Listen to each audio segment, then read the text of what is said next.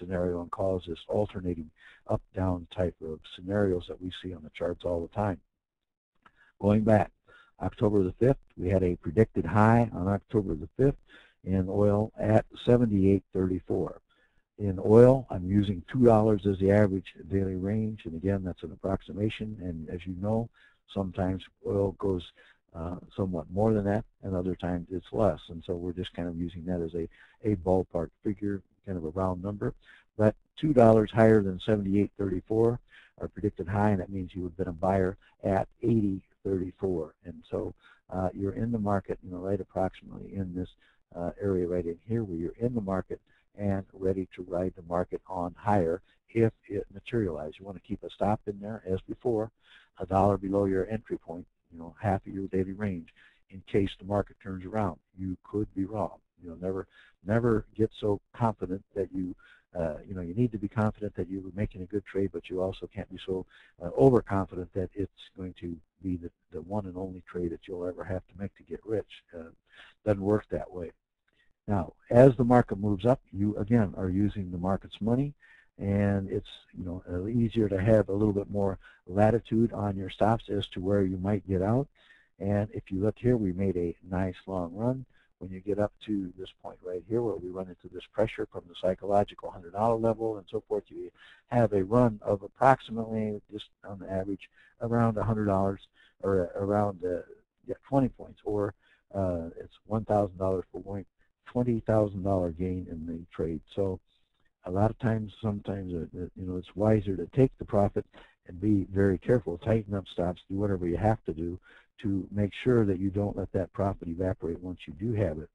In this case, on November the 17th, that's today, we had a predicted low of $100.40. Using half of that daily range, as I mentioned, at $1 below that point as our stop point, that means that the sell point would be 99.40 to exit this trade that we've been in for, almost, going back a couple, 6 weeks or so, long trade. Then, if you've been watching what went on today, oil dropped sharply, and it would have been stopped out at 99.40. Now, you can look at this barometer down below. You can see that the barometer is still looking, on the plus side, still has some strength left in this trend. Not maybe like it was, at the beginning of the trend, but it's been a pretty decent trend, from moving to the upside. A lot more stable type of a trend, if there is such a thing in oil, and than in some of the other markets. Again, we need to keep an eye on this one, because if we are in this market or out of this market, then we also need to think about being short when it drops below that predicted low. If it drops below that predicted low, again by the $2, and the predicted low, remember, it was $100.40. If it drops to 98.40, then that would call for a short position.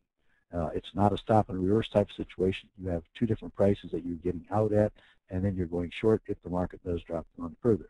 Again, this is a chart view. It is not representing anything that could happen in world politics or what happens with the Forex market.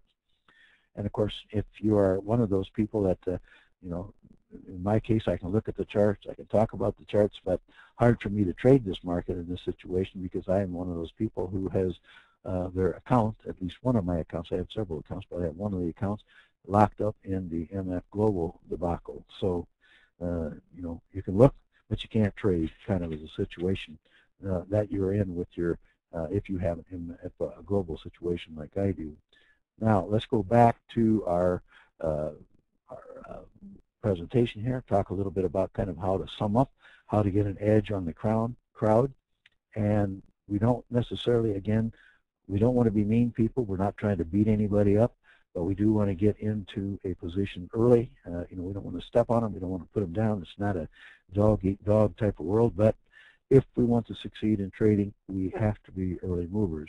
We have to act ahead of the crowd, get positioned before the crowd gets there. It's like the early bird gets the worm and all that, those type of phrases. And it's very competitive, and we need to jump in and not wait, see what everybody else is doing before we get in.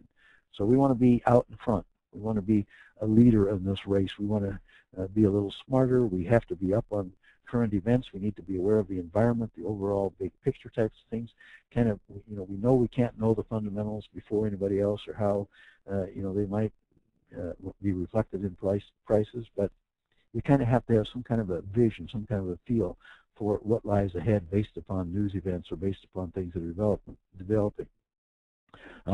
Just as an incident, as an aside, years ago, I think it was in the fall of 1973, if I remember correctly, that I recall that Merrill Oster, who was the president of Pro Farmer and publisher of Futures Magazine, and later anyway, recognized that an early snowstorm might have a big effect on unharvested soybeans. And there were a lot of soybeans that were not harvested that particular fall, and what would that do to prices? At that time, people were not used to soybeans going crazy, making highs and all that kind of thing. But in this case, where he was able to jump in, buy soybeans before the elevator that he was dealing with even realized what was happening, and that quick action turned out to be a great trade. He was up front before anybody else got onto it, or before they realized what would be the potential. In the current trading, when you look at it, we need to know particularly what is happening with currency trends. Where is the U.S. dollar headed? And we're comparing that against particularly like the euro, and we need to kind of monitor what is going on. Europe is important. The euro is important to what happens to the global economy, and so you need to have an idea what is going, because currencies are a key to pricing in so many different markets. Then a couple of things here related to strategies. You need to kind of have thought through or worked out a profitable strategy. Now, again, the strategy and the trading plan you develop may have to be modified a little bit to fit the circumstances.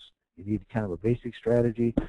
You may have to then figure out, okay, situation change, I need to change. And so that's what you have to do, is adapt your plan sometimes to fit conditions.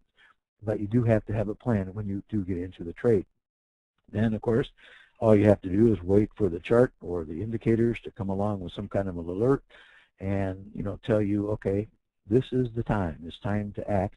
And, maybe it takes some patience, which is hard for traders to have sometimes, but this is a time. It's kind of like ready, set, go. If you're talking about I guess it's on your mark, get set, go. If you're talking about racing, using that analogy, you need to be there, all prepared in the starting blocks, and when it says go, take off from the starting blocks.